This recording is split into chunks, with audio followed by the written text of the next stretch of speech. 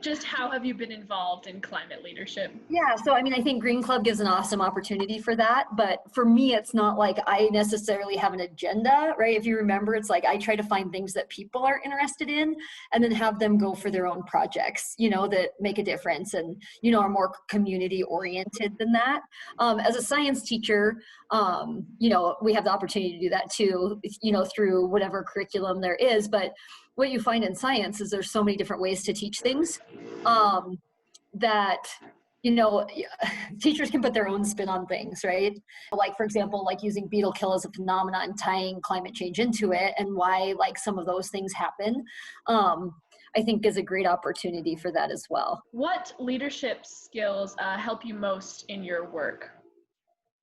Well, I think the teacher part of it, is what helps. I think like for me, I'm just one, like I'm not super confrontational, right? And from what I've seen is that like there's some people who are super confrontational, and from my experience that turns people off of what your issues are. So I mean, for me, it's more of a like conversation, education, talking it through, finding things that interest people. I mean, that's kind of how I am, I think, as a teacher a little bit, as I try to take like people and have you guys use your strengths to do like things to make a difference. And so I think the leadership skill is not necessarily like to take it on myself as opposed to like inspire other people to do it. And I think that just makes a bigger impact too, if you can do that. What are some challenges you've come up against and how did you overcome them? I actually have a lot of challenges right now because our club is so small in the pandemic. Like, so right now, like we go through cycles where like what you find is you have a group of students who are like super active, and then they kind of like, a lot of times they like graduate out, right? Like, we're meeting remote, and most kids don't want to do that. Especially, we can't meet during school, so we have to meet after school hours. And so I think that like in terms of that, that's been one of my challenges with the club. Yeah. How do you stay motivated and when it's such a big problem, how do you stay motivated and like emotionally invested? Yeah, and I think it's kind of hard, like, and that's kind of part of it. Like right now the club is so small, and that's where a lot of like activities go. For me personally, like it's this way in everything I do, though I think it's my personality trait. Like, so I do things to hold myself accountable for it, right? Like I sign up for things like the SMART schools where you like have to come up with the report, and then you have to like carry out your project and submit it. You have like-minded people in there.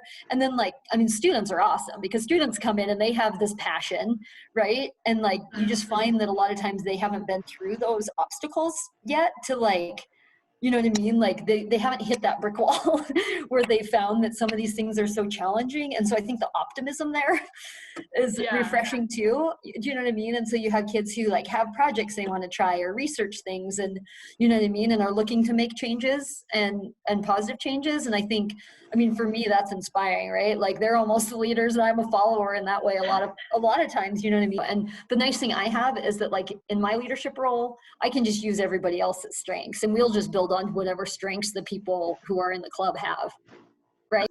What accomplishments, like through Green Club, mostly are you most proud of, or were your biggest accomplishments?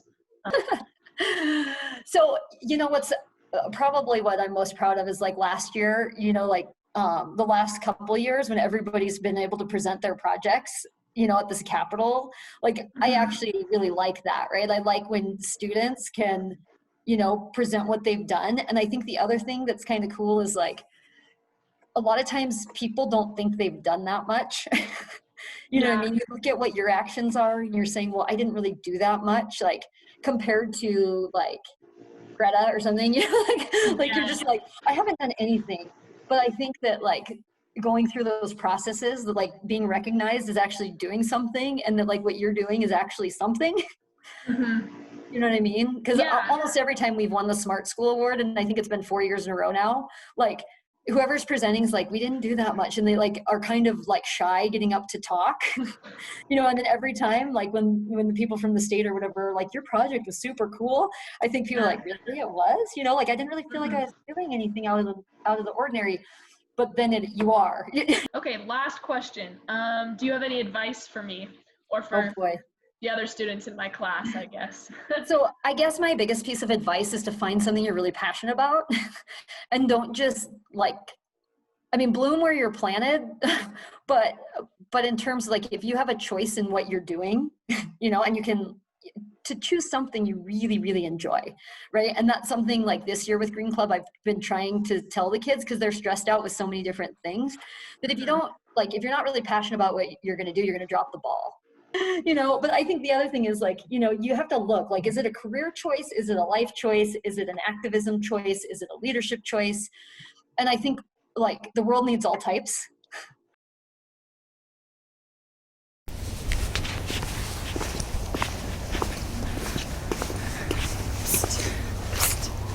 Up here. We gotta have a talk about climate change. Recycling!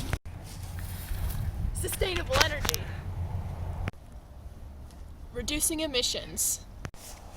This scenery is something that you don't really get on the East Coast. And we're in Montana, obviously, that's where I live now. But I used to live where this wasn't available. And when I moved here as a kid, I was just amazed by the scenery here and the environment. Then I found out about climate change, and that sucked. And so I started trying to do like little things, individual things that I thought would help the environment, such as getting a bamboo toothbrush, eating plant-based, biking instead of driving, using toiletries that aren't single-use, like safety razors, and things like that. And that worked for a time, and I'm still doing that because otherwise I feel kind of powerless sometimes. But in the future, I have realized from this class and from other research that I've done that we need bigger change-based efforts to actually make a difference on the planet. So I do hope to become involved in those efforts in my future when I am a rich physician's assistant.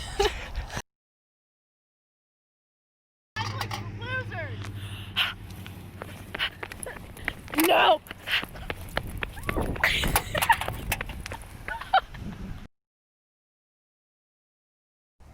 Muscle alert!